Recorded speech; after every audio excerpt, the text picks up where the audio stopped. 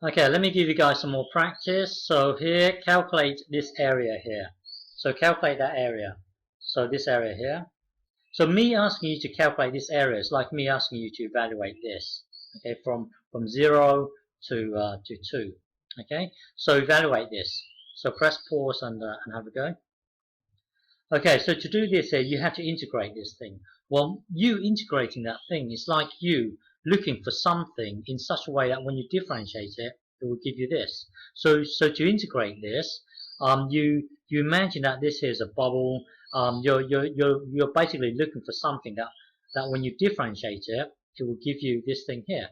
Well, the thing is, if you have 1 over 1, sorry, if you have the natural log of a bubble here, if you differentiate this, it would be it would give you this 1 over that bubble, but then don't forget you need to times through the derivative of the bubble itself. The derivative of this bubble here is really 1.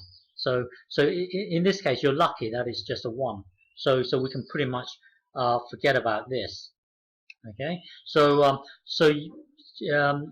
well, you integrating this would be this one. Well, when you differentiate this, hang on, x plus 1. When you differentiate this, it will give you 1 over the bubble, which happens to be this, times with the derivative of the bubble, which is 1. But then we can pretty much forget about the 1. Okay. So when you differentiate this, it will give you this. Okay. So but the thing is, let's look at something else. Hang on. Let's just look at the natural log of x. When you differentiate the natural log of x, it will give you 1 over x. Now, if you look at the graph, the natural log of x, it will look something like this.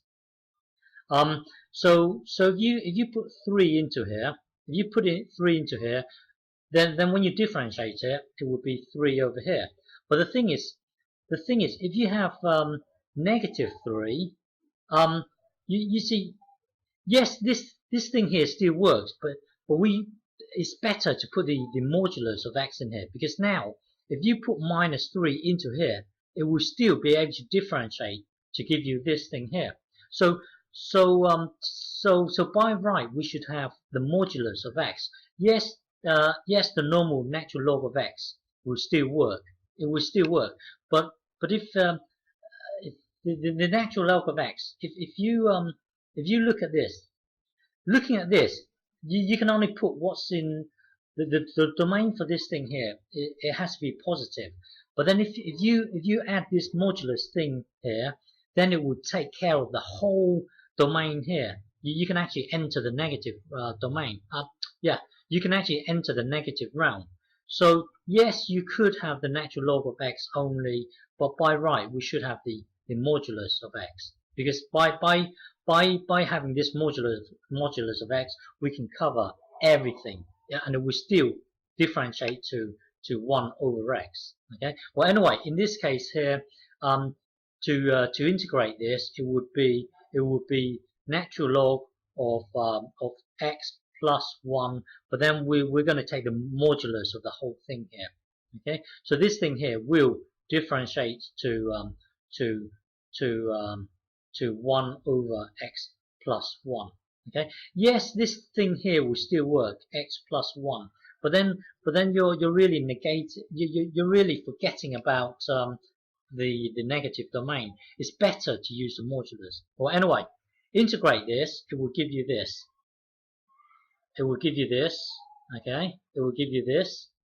And then now you've got to evaluate this. So it will be this.